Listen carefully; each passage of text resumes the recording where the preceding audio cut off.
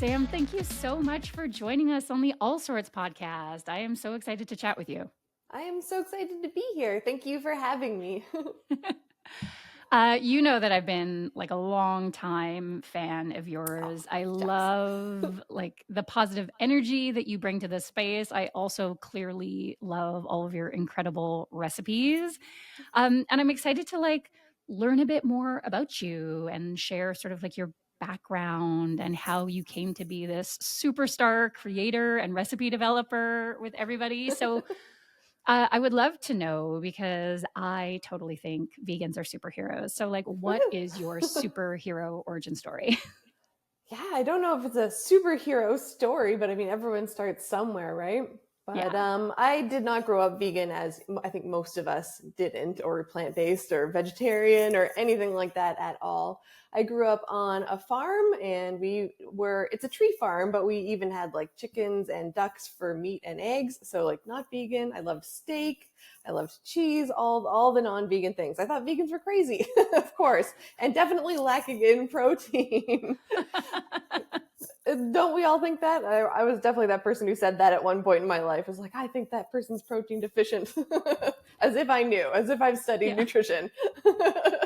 But yeah, then one day, it was around Christmas in 2012. I was feeling kind of not great. And so I was like, okay, let me do some research on how to feel healthier. I came across a documentary called Vegucated, and I was like, oh, this is going to be great. It's going to be about vegetables because everyone knows eat your veggies. But it was actually about going vegan, and that completely changed my mind on everything that I thought I believed. And I actually went vegan overnight. And it was pretty dramatic. I woke up the next day and cleaned out my whole kitchen and got rid of all of the non-vegan products I had, which were a lot, especially because, as we know, like crackers, chips, everything contains milk in it. I don't know why. It's so annoying. I saw this meme. I was just going to say, I saw this meme that was like every vegan everywhere. Like, how does this have milk in it? I know, how right? does this have milk in it? Salt and vinegar chips. Who would think? But yeah, after that clean out, I went to the grocery store and stocked up on everything that I could find that was vegan, which turned out to be a lot. It was a hell of a lot of produce, but it was also, tons of other things that I didn't realize were vegan, different types of prepared products, different produce, and all these different things. And I started my vegan journey. And of course, at the time, that was over 10 years ago. So it was pretty difficult. There wasn't a lot of alternatives at the time, and I didn't know what to cook. So I think for like the first 2 weeks, I ate pretty much nothing but spaghetti and tomato sauce, and then the occasional piece of fruit and some crackers I found, and things like that. And I thought this isn't going to be sustainable for me. So I started veganizing my old favorite recipes, and that's how I fell in love with recipe writing. That's amazing. And it's so funny that you said you're like, oh, vegans are definitely protein deficient because like as a dietitian, when I see folks going vegan, now it's very different because there's so much information, there's so much choice out there versus like 10 years ago. But yeah, like I see that mistake of people are like, okay, amazing, I'm going to go vegan. And then they literally just remove the meat and dairy from everything they ate and then like didn't put anything back. And I was like, that is literally the only way you can be protein deficient as a vegan. If you're That's just what I did at first. Yeah, tomato sauce and spaghetti. And then you're like, oh, behold the wonders of tofu and lentils, and now everything's okay again. Exactly. And protein in all sorts of different places you don't think about it being in as well. Totally, yeah. Like I think people forget, like even just having 2 pieces of like whole grain toast with natural peanut butter on it, that's like 15 grams of protein right there. You would look at that and you're like, oh, that's not a protein meal. But that's 15 grams of protein. That's way more than people expect. Exactly. Yeah. And I think a lot of people, I mean, you would know better than me because it's your expertise, but I think a lot of people overestimate how much protein we actually need to be healthy. We do. The average North American consumes far more protein than is needed. Absolutely. And there's always, particularly, and this is a bit of a side, but like with protein specifically, a lot of the times in the plant-based community, we talk about like the sort of like national requirement, like your minimum protein needs. which is often a lot lower than I would recommend people consume, because we know that Mm-hmm. protein makes us feel full and satisfied. But it's true. Like in North America, we overshoot it. Even Yeah. people on a like predominantly plant-based diet or a fully plant-based diet, we typically get more than we need, as long as we're eating enough food. And I think that's a big asterisk for some of Right. us too. As long as we're not calorie deficient, we're probably getting enough of not starving. Don't Totally. do Yeah. that. Yeah. Don't do that. Eat, fill your belly. Yeah. Well, and speaking of filling your belly, I think it's so interesting with your background, and you were such a like meat and dairy, sort of driven eater. I think that really informed the recipes you make, because you make so many creative recipes. I'm like, oh my gosh, like that looks like an egg. And like, so it's these traditional sort of meal styles that would typically have a lot of dairy or eggs or meat.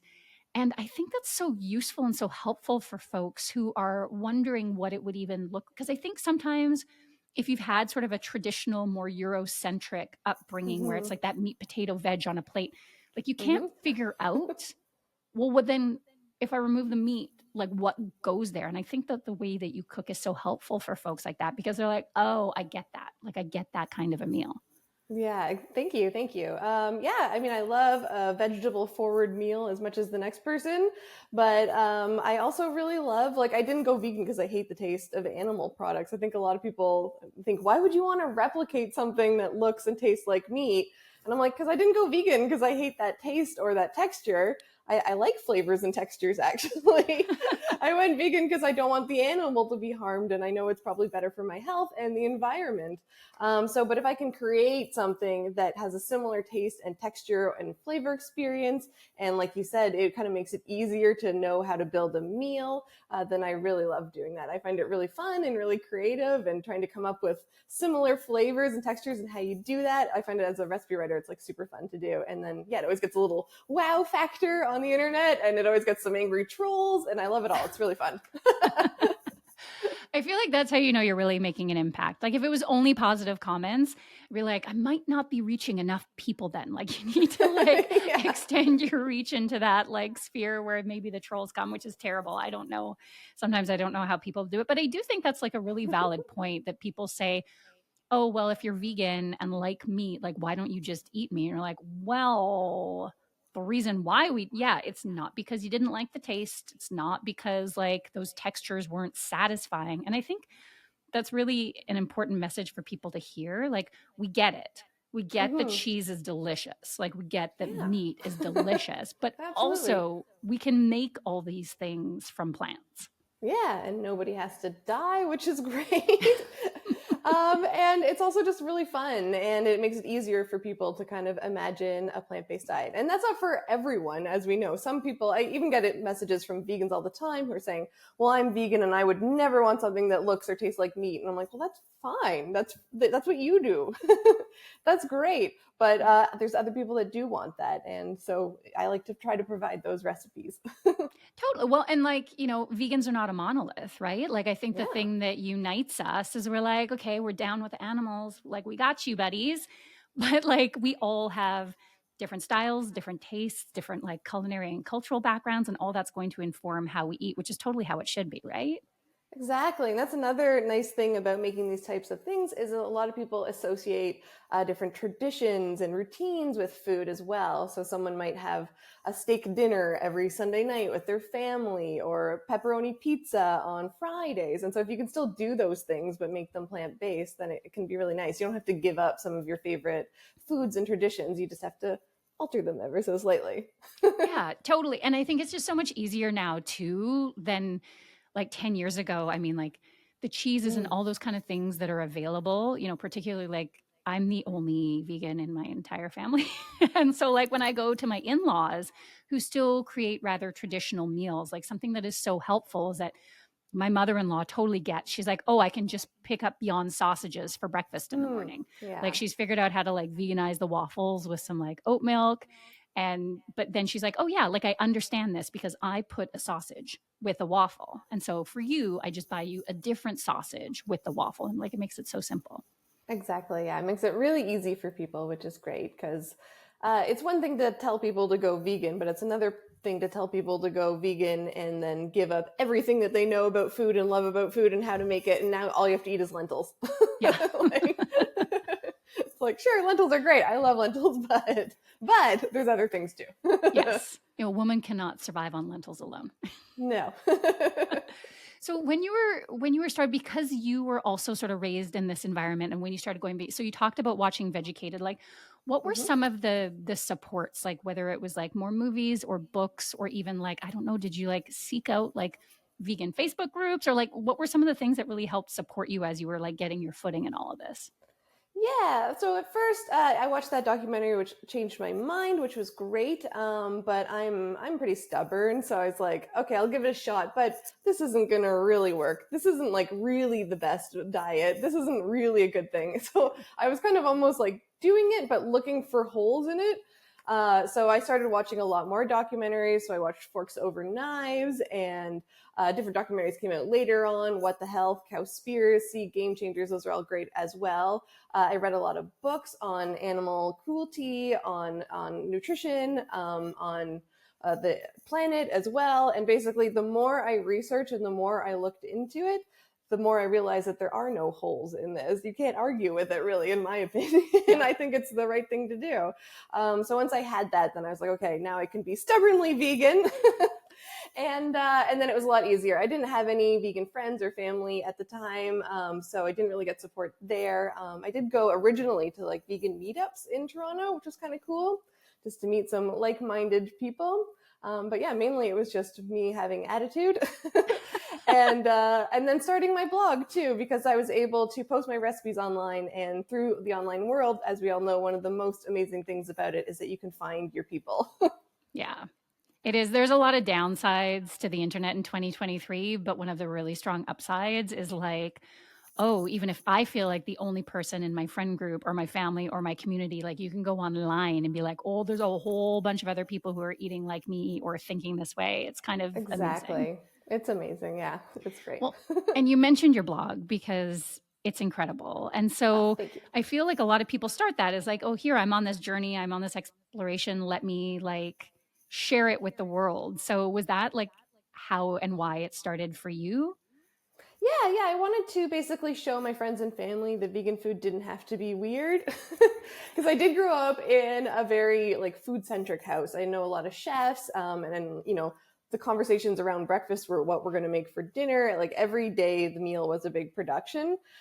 So when I first went vegan, I think my family thought like, "Oh, you're never going to enjoy food again," and I'm like, "No, I will, I promise."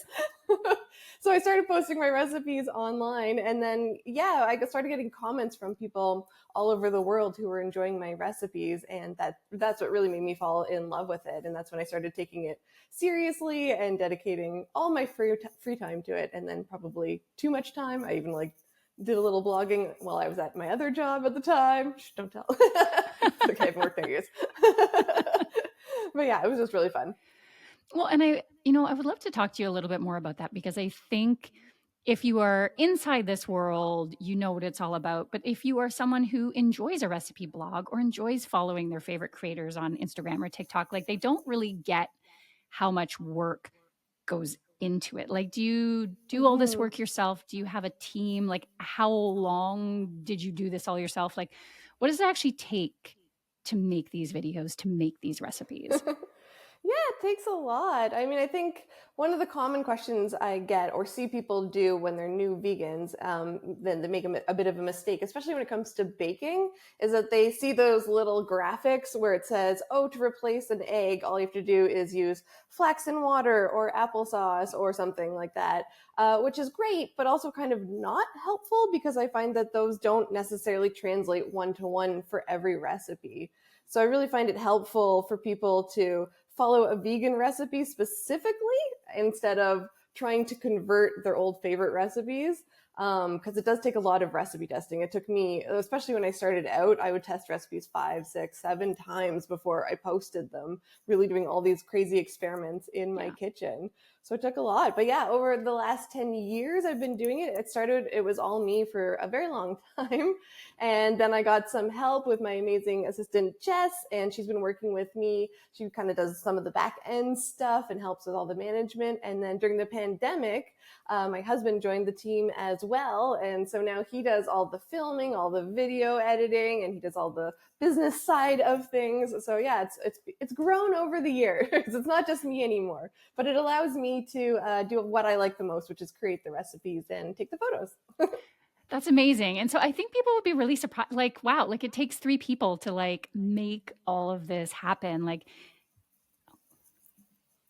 oh, sorry.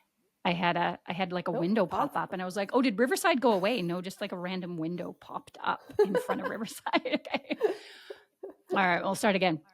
But yeah, I think people would be so surprised that it takes like 3 whole people, because I think people see like a photo and they're like, oh, you just like threw that up and it took like 15 minutes. I mean, you had started out by having to test your recipe 7 times before you even posted anything. Like, it's so much dedication, so much time, so much effort that goes in. And it's so funny what you said about the like just sort of like swapping, because the other thing that I find with blogs, you'll work so hard, you'll perfect this recipe and you put it in, and then people were like, oh, well, I didn't use wheat flour, I used oat flour, and then like I didn't use this, I used this, and like they changed like 4 things, and and the recipe didn't work. Yeah, -7 stars. Yeah, -7 stars, you suck. Yeah, I get those comments all the time as well. But if you actually follow the recipe, I'm pretty sure it'll work out great. Yeah, so for anyone following blog recipes, definitely, like, unless you're a very skilled cook, like follow the recipe to a T the first time, and then maybe start making swaps. Maybe. Exactly. I definitely always recommend that, especially when it comes to baking or making seitan or anything that takes a little bit more chemistry. Because yeah, if you change an ingredient, it can affect how the outcome is completely, like texture, if it rises, if it's a dense, awful thing, or if it's delicious and fluffy, it can change it a lot. Oh my gosh, baking particularly. It's so funny because as a dietitian, I'm very science-based, but it is the science of baking that just messes with me every single time. And, particularly because a lot of the stuff that I started doing, because I have so many like digestive clients in my practice. So I was doing a lot of gluten-free and vegan, and also low sugar bake. Like, when you take the starch and the gluten out and then you lower the sugar, like I had so many fails when I was starting to develop like muffins. Probably more than 7.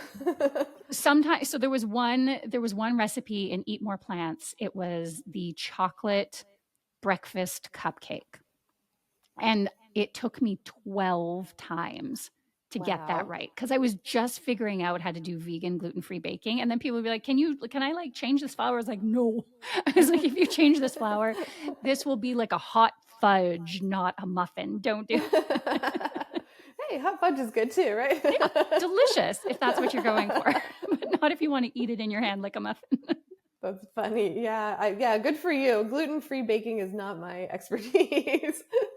Now that I've introduced like sort of more like standard recipes, like, oh my gosh, gluten is a magical ingredient. It's incredible. You just throw it in there and the like stuff rises. It blows me away every single time. Yeah, it's all fluffy and great. No, I love gluten. I mean, I do have a lot of gluten-free recipes as well, but not so much specifically in the baking category, because that's a whole other thing. And I get comments like that on my blog too. It's like, every recipe you post should be gluten-free, and because that's how most vegans eat. And I'm like, no, man, there's all kinds of vegans. No, and vegans eat gluten-free because oftentimes when you go to a restaurant, they're like, you're the weirdo with all the dietary restrictions. We're going to pile all of them in the same recipe. They do that a lot, yeah. And you're like, no, but I like gluten. Gluten is delicious. Please give it to me.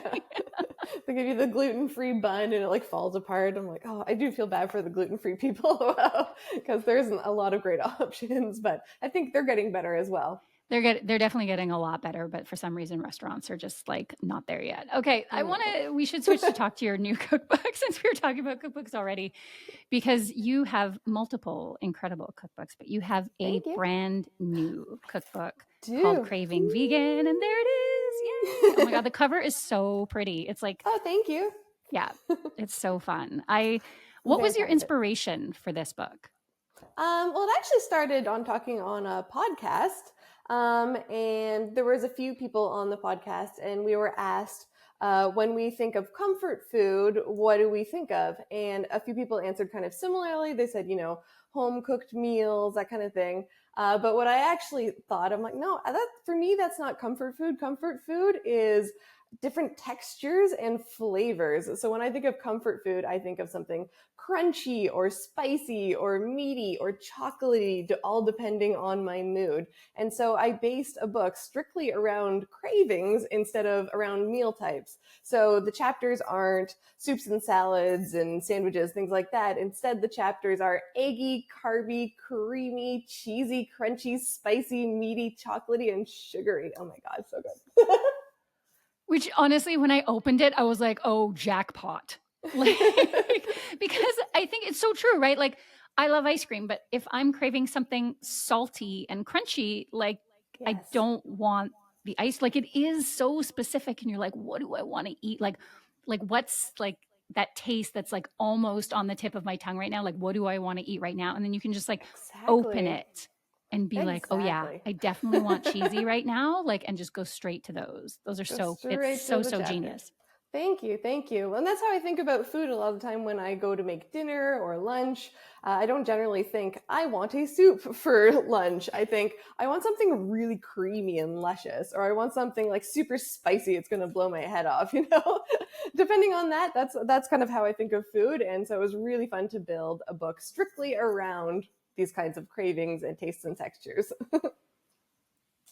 Well, and one of the things that I like as a dietitian that I love about that is that it really hammers home this idea that food is also joy and pleasure. Because I think there is, like, outside of the vegan world, this idea that somehow like vegans don't like food. It's like, no, we love food. You just haven't figured out how to make the food that we love, which is why we do it ourselves. But like, Yeah, you know, exactly. but that it is like, yes, food nourishes our body. Yes, it provides us with nutrition, but it is a joy. Like, what a gift to be able to eat 3 meals a day. And the fact that you can like have joy and pleasure from that experience just makes your day like so much better. Yeah, exactly. It's so comforting. I think it's really good for us, like mentally, physically, just being able to share a meal or even by yourself, watch a movie, cozy up with one of your favorite dishes. I think it's really good. And a lot of us have the privilege of going to these grocery stores that have ingredients that are like all across the board, all over the world, all sorts of kinds of produce and interesting things. So it's really fun to be able to use all of that and make something really special. Yeah, I totally agree. And something else that's really so genius about your book is that you talk a lot about, like what ingredients, particularly around the whole eggy chapter. I feel like this season I've talked to multiple people about the obsession that is like egg replacement, because it's not like, like milk is so easy. It's like, well, there you go, take your pick, like soy milk, oat milk, like, like, That's an easy one. Yeah. yeah, it's very easy. Whereas eggs are a little bit different. And so you've provided like a lot of education on like what do you use to swap. And the other thing that I saw that you did, which I really appreciated, because grocery bills are skyrocketing right now, Mm. is that, you've also talked about like taking ingredients that might be like pricier or harder to find and making them more accessible. So I thought it would be really fun to do like a fun swaps Q&A if you're up for it. Sure, yeah. Let's do Okay, cool. it. So cashews can be a little bit of an issue because Hmm. cashews are really pricey. And I love cashews so much because like a cashew Alfredo is like 100% the whole reason I could easily go vegan. So what can you swap for cashews?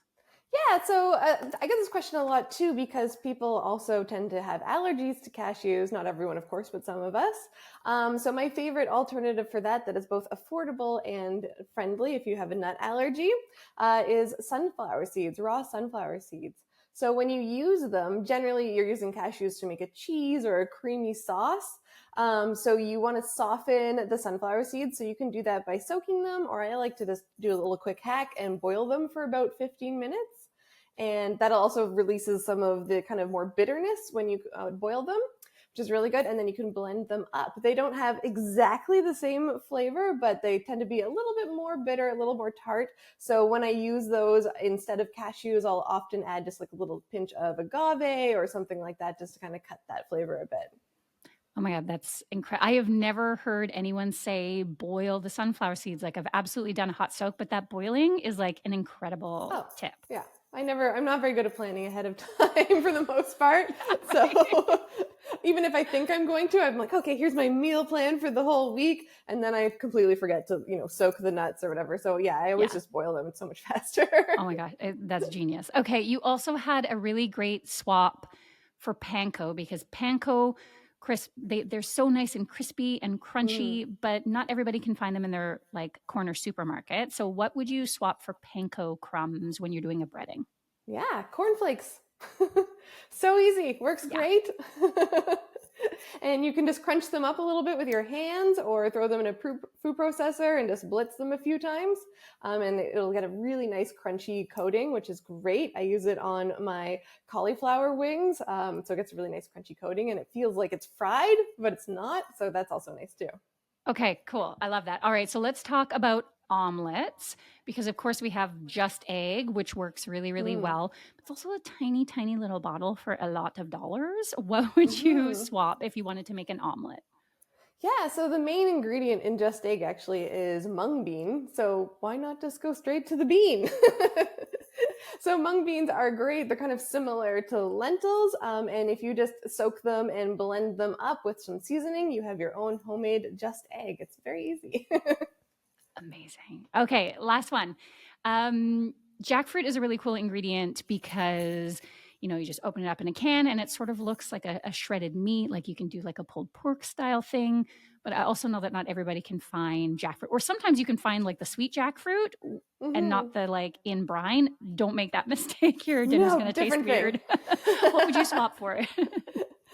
So artichoke hearts are also a really good swap. They have that kind of flakiness. I really like them, especially for fish substitutes, because they're quite briny usually as well. And so they can be a really nice option. Or if you want to do something else for jackfruit, not as flaky, but chickpeas are always good. Or you could also do heart of palms, which I find are usually a little bit easier to find. They're a bit more tender, but they do have that flakiness. So they do make a nice alternative as well. I love that. That's awesome. Okay, let's talk a little bit more about like flavor because I really want to hammer this. Like this is my agenda. Like my sneaky vegan agenda for this conversation is like, hey, we like flavor and highly flavorful vegan food is available for everyone.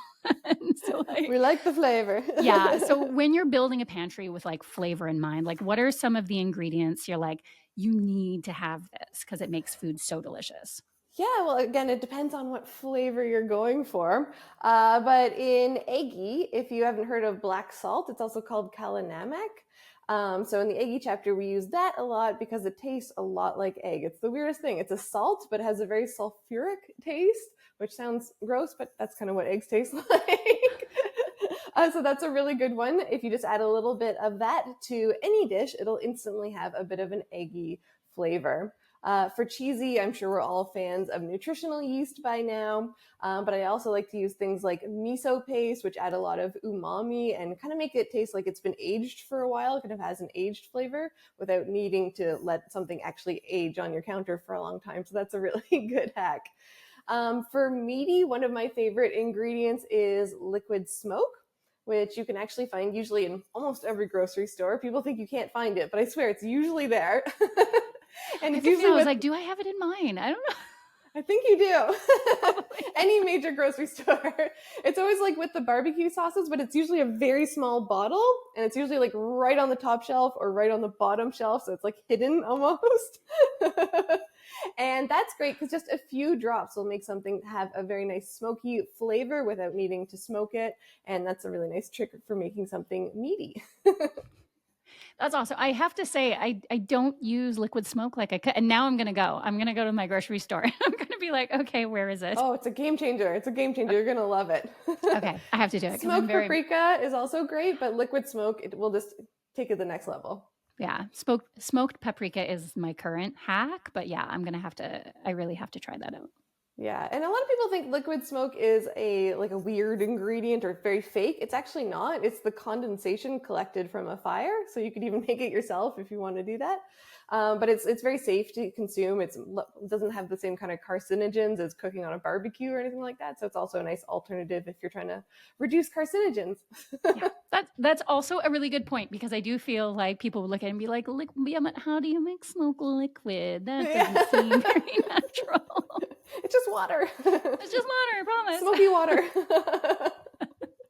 Well, and in your book too, you even go so far as to have this like flavor cheat sheet, which I really appreciate, because like one of the things, like as a self-taught cook, it is so cool. Honestly, everybody get this book because it's going to help you enormously. But as a self-taught cook, one of the things that really changed the game for me is when I started tasting my food and having the confidence to adjust it.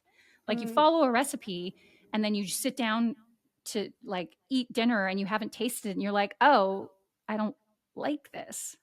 Whereas there's so many opportunities through the cooking process is like to taste and be like, oh, it tastes flat. How do I fix that? Or it's too bitter or it's too sour. How do I fix that? And so like, can we talk a little bit about that? Like, how do you sort of like alter things? Like you talked about with the sunflower seeds, they tend to be a little bit more tart, a little bit more bitter than cashews. And so you add the agave. Like, how do we sort of go about all these things? Yeah, so of course everyone has different flavor and taste preferences, and every recipe writer writes the recipe according to what they think tastes best. So that's what I do. But of course, not everyone is going to agree with that it tastes exactly the way they want. So if something is too bland, you can easily just enhance that by using the same spices that are in the recipe, just more. Also, a lot of times when you're doing a recipe and if it tastes too bland, it could just be that you're using less potent spices. If they're old, they can get a little bit less potent. Or if you get them from different areas, different stores, they can vary a lot in flavor. So things like that can really help.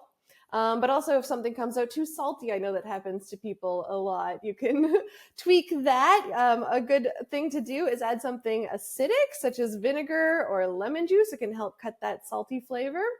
Or if something is too sour, you can of course add something sweet. Or if something is too bitter, you can think of coffee. You can add something a little bit creamy or something a little bit sugary.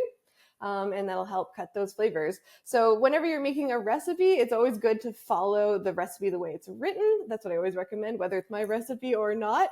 And then if you find it has one of these things where it's like, oh, it's a bit too spicy for me, it's a little bit too intense, it's a little bit too bland, you can always just write a little note to yourself, next time add more of this. And so I have a little cheat sheet in my book talking about exactly what to do in each instance. It's so helpful because and it's funny as a recipe developer, because one of my fears is like, well, what if people don't like the way it tastes? Like I like the way it tastes, but I love everything. Like more is more in my book. I'm like, I want more spice. I want more acid. I want more salt. And so I'm always like trying to like temper that, with, well, maybe people are going to think it's too salty or there's like too much cumin, but it's so great to, once you've had the recipe and made it yourself and you're like, now you make it your own. Exactly. And everyone is different, right? I love salt. So I actually try to always like reduce it a little bit when I publish my recipes because I probably like it more than most people do. But even still, I know that my mother-in-law, for example, she doesn't cook with salt at all. So I'm sure when she tastes my food as written, it would be too salty for her. So for her, she could just cut the salt or reduce the soy sauce, those kinds of things. Everyone has different tastes, and that's okay. Yeah. Yeah. And I think I think that is the big thing, is be like, no, 100%, like you can make this your own. And there are all those like little things that you can do once you've tasted a dish and you're like, oh no, I need to adjust this. Like you don't have to just say, oh, this dish didn't work, like throw it in the compost. You're like, you can always fix it up. Yeah, don't waste food. Please Ideally. don't. Unless it's like rubber or something. Yeah, unless you've burnt it to an actual crisp and cannot like chew through it, then don't. Yeah. Okay, I want to ask because, partially self-serving as a West Coaster, but also I love knowing for people who are in the food world, like where they like to eat. So I also wanted to ask you some of your fave vegan places in the Toronto area. So I'm in Toronto, so those are the places I know. One of my absolute favorites is a place called Fat Choi. It's actually a pop-up within the restaurant called Seuss. Seuss is not a vegan restaurant, but if you ask for the Fat Choi menu, it is an all-vegan menu. And one of the best things you can do there is get what's called Feed Me, and they just bring you all these different dishes, and you eat so much food, and it's so good and so flavorful. So I really love that. I especially always like to take people there because it's a really fun experience because you get so much different kinds of food. And then some of my other restaurants is I love the Plantas. There's Planta Queen and Planta Yorkville, and they're both really lovely and fun too. And they're always really creative with the way that they make different dishes, and it's so good. I have to try. Okay, Fat Choi, this is new for me, and I have a couple of trips coming up. So now I'm like, okay, I have to go. You gotta go. Yeah, we should go together. It'd be fun. That would be so much fun. Yeah. I love, I feel like Vancouver is a very, very good vegan city, but Toronto is just like bigger. There's bigger, there's more. And so it's so exciting to explore. We're very lucky. 10 years ago, there was like one vegan restaurant, but now you can drive around and I spot them all the time, which is crazy. I'm like, oh, I didn't know there was a vegan restaurant there. I got to check that out. I know, totally, especially since 2020, like we don't go out as much as we used to. And then like instantly you're like, oh, what happened there? Like, how did that pop up? And I had like no idea that it existed until now. Exactly. It's pretty great. So you have an incredible new cookbook coming out. What else is on the horizon for you? What does Sam want out of her beautiful, it doesn't taste like chicken empire? Oh, thank you. So I'm really excited about the launch of Craving Vegan, of course. It's my third cookbook, so it's like, I don't know, feels even more exciting than the first one somehow. And then in the winter, I'm planning on doing another cooking course. So I do online cooking courses on the website, The Ultimate Vegan Kitchen. That's what it's called. And so I'm going to be doing a whole course on how to make seitan, which if your audience doesn't know, seitan is not gluten-free, unfortunately, but it is actually a meat alternative that is made from wheat protein, which is called gluten. I feel like, I've been having this conversation with a couple of people this year about how seitan needs and is probably primed for like its time in the like North American vegan spotlight, because there is this whole weird thing about gluten, which if you don't have celiac disease, gluten is wonderful. But it's so like, let's actually talk about this. Like, it's so versatile, right? And the texture of it is so different. Like, what are some of the things you like to make with seitan? Oh, everything. So everything from in the cookbook, actually, in Craving Vegan, you will find ribs, which is really cool. A rack of ribs, which tastes and looks like ribs, which is really great, except for the bone. I didn't bother putting a bone in because I didn't need to gnaw on something. But in the course, we're going to be doing everything from sausages and hot dogs to deli meats to a stuffed Thanksgiving turkey to steaks to chicken. Like basically every kind of meat you could think of is what we're making. And it's really fun. It's a really fun process, but it's also it's very much like chemistry, so it is a very specific thing. So that's why it's really good to have a course where I'm going to be showing you exactly how to do it step by step. It's all recorded live, so you get to see it in real time. There's no like quick edit, so it's like, ta-da! It's now done and out of the oven, and it looks perfect. And you're like, wait, how did you do that thing? I missed the in-between bit. Exactly. So it'll be really fun, and I think you're right. Seitan is a really old food. It comes from the 6th dynasty of China. It's what Buddhist monks made because, of course, they were vegan or plant-based as well. So it's not anything new, but of course, we've taken the original idea and kept playing with it. And by adding different things like liquid smoke and smoked paprika and different salts and seasonings and soy sauce and tomato paste and all sorts of different fun things. And of course, we also add in beans and lentils and tofu and things like that to get various different textures. And it's very cool. When you're done, you have something that is very meaty, looks and tastes like meat, which, as we know, I like. But isn't meat. No animals got harmed. So it's really fun and really exciting. And I fed all of these recipes both to vegans and to meat eaters, and everyone is blown away and loves them. So there's no discrimination there. Everyone's just like, wow, this is amazing.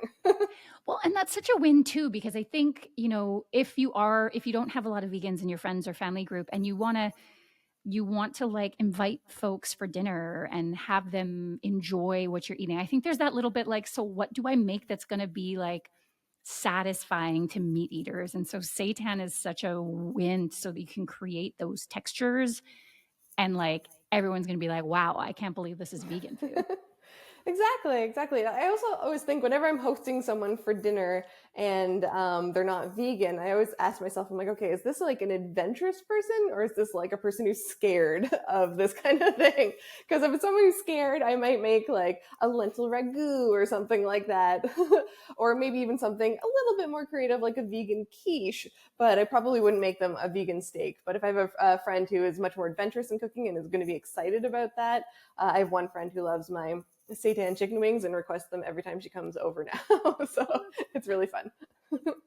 Oh, that's so amazing. Okay, I feel like this is the perfect time to switch into the rapid fire questions. I close every episode with rapid fire, nice little softballs, which sometimes end up being like, oh, that's a much harder question than I thought. But but anyways, we want to get to know you better.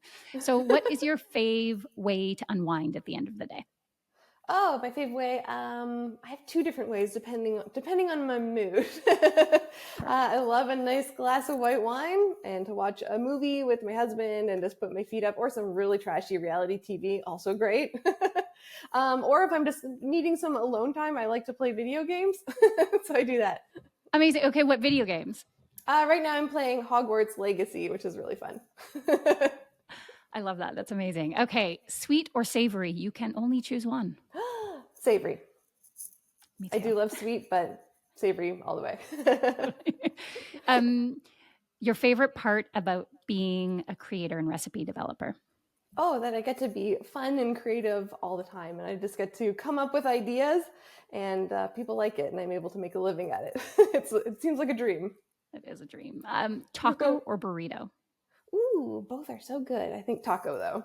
Okay. The cuisine you would want to travel for? Oh my goodness, all of them? I know. It's an unfair question. I've been to Italy. I think I haven't been to any of Asia yet. So maybe like Japan or something like that. I'd really love to do that and try the food there. Amazing. Oh, Sam, thank you so much. Congratulations on your beautiful new book, Craving Vegan, and for sharing all of these like awesome tips and tricks with us. I think it's going to be really helpful for people who are just like finding their footing or people who are just in like a food rut, because it happens to us all. It does happen, yeah. So now you don't have to worry about different categories. You can just think, oh, what do I feel like eating? Do I want something creamy or cheesy or maybe medium spicy? I'm like, I would have a hard time between those four. I'm like, those are the four that I feel like creamy, cheesy, spicy. And those are the things I crave the most often. So I'm very excited about it. I also have some fun twists where in my chocolatey chapter, it's not all sweet. I have 2 savory recipes there as well. So those are really rich and full of umami, of course, because chocolate is very bitter naturally. So it's a really fun thing. Totally. I always put chocolate in my chili. That's like my hack. Nice. Yeah. I love it. Thank you so much. I'm really excited about the book. Thank you for having me on your podcast. This has been very fun. My cheeks hurt from smiling so much. I've had such a good time.